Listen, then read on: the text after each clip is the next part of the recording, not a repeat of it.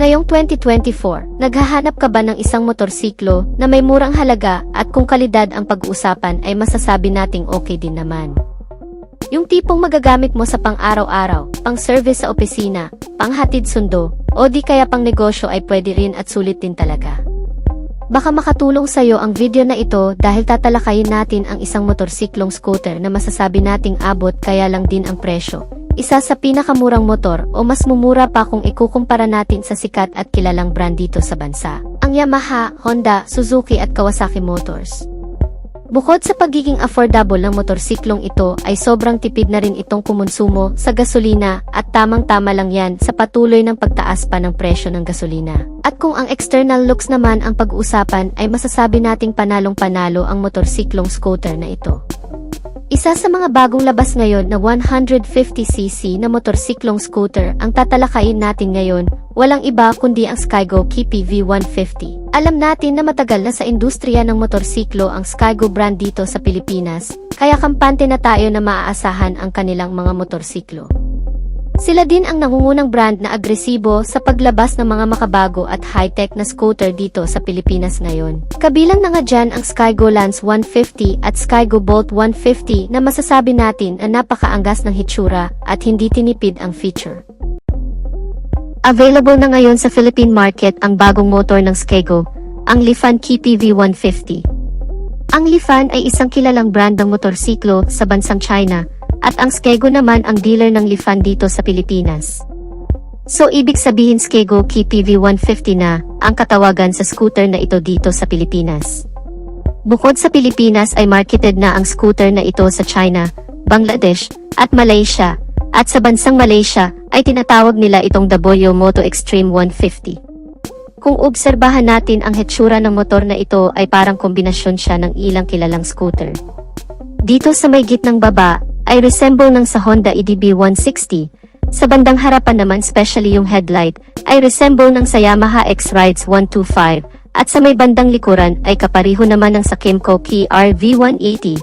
Kaya naman kung sa looks lang ang pag-uusapan, ay panalong-panalo ang datingan ng scooter na ito.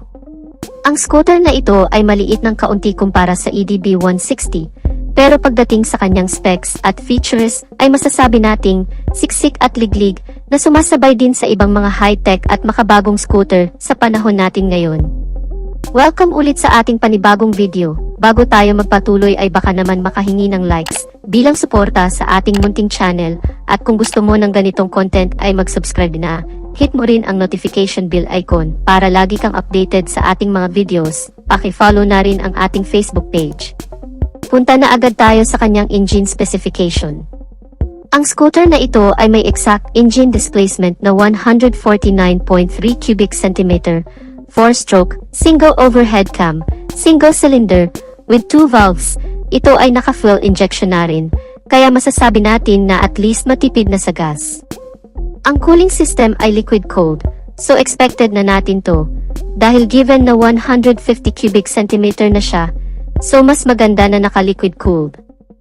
Punta naman tayo sa kanyang engine performance. Ang kanyang maximum power ay 12.1 horsepower at 8,500 revolution per minute with a maximum torque of 11.8 Nm of torque at 5,500 revolution per minute. Compression ratio is 10.6:1. Sa power ng scooter na ito ay masasabi natin na okay rin, at pagdating naman sa kanyang torque ay panalong-panalo. Mapunta naman tayo sa kanyang braking system. Ito ay naka-disc brake sa harap at disc brake din sa likod, with a single-channel anti-lock braking system, so ibig sabihin ay may anti-lock braking system na siya sa likurang bahagi. Pero mas maganda sana kung dual-channel EBS, just like sa mga naunang nilabas sa ibang bansa, gaya ng sa China, Bangladesh at Malaysia. Pero goods na din ito, para at least meron din safety feature, besides mas mamahal pa kasi ang scooter kapag madami ang features. Pagdating naman sa kanyang fuel tank capacity ay meron itong 11 liters of fuel tank capacity, so pati sa fuel tank capacity ay hindi rin nila tinipid. At medyo malayo na rin ang marating mo sa fuel tank capacity na yan. Ang average fuel consumption naman ng motor na ito ay umaabot ng 41 km per liter, at ang kanyang top speed ay nasa 108 km per hour, So hindi na rin talaga masama para sa isang 150 scooter. Under seat compartment ay hindi kasya ang full face helmet. Mayroon naman itong 760mm na seat height, ground clearance ay 180mm.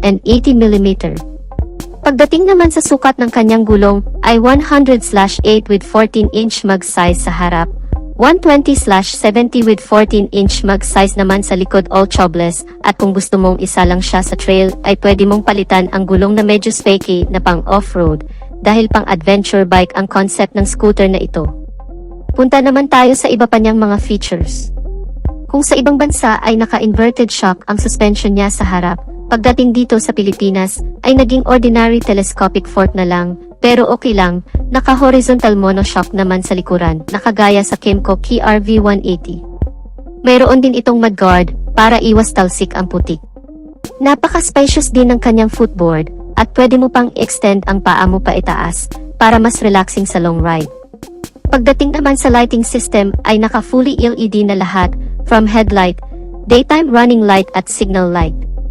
Ang kanyang instrument panel naman ay naka-LCD digital, kumpleto din ito sa mga indicators like speed, time, ABS indicator, fuel, voltmeter, tachometer, at iba pa. At syempre hindi rin mawawala ang built-in USB port and 12 volts power outlet sa bandang right side, at meron din itong cover. At sa left side naman andito ang mini side pocket na medyo malalim, mayroon din itong cover. At pwede ring ma-adjust ang windshield nito ng kagaya sa Honda EDV 160. Naka-sporty na kid handlebar na din ang motor na ito, napaka-sporty tingnan, at dito sa left side ay andito ang kanyang passing light switch, high and low, hazard switch, turn signal lights at busina. Dito naman sa right side ay andito ang engine kill switch, ang three-way switch, electric start switch, at wala po siyang kickstarter. But still mayroon naman tayong voltmeter sa ating meter panel, so ma-monitor pa din natin ang battery life ng ating motor. Dito naman sa baba ang ating susian, at mayroon din itong key shutter, and at the same time dito na din ang bukasan ng ating upuan. Dito din sa gitna ang kanyang fuel access. Ang kanyang wheelbase ay 1,320mm, ang bigat ay 143 kilograms, at ang kanyang seat height ay 765mm.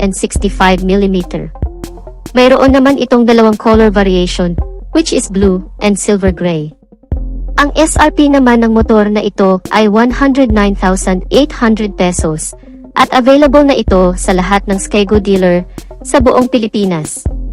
So ano ang masasabi nyo tungkol sa bagong adventure scooter ng Skygo? Comment nyo lang sa comment section down below. So dito na natin tatapusin ang ating video mga kamoto. Kung bago ka pa lang sa channel ko at hanap mo ay mga ganitong video content ay mag-subscribe ka na sa aking channel. Hit mo na rin ang notification bell icon para lagi kang updated sa aking mga videos. Paki-follow na rin ang ating Facebook page. Maraming salamat at ride safe.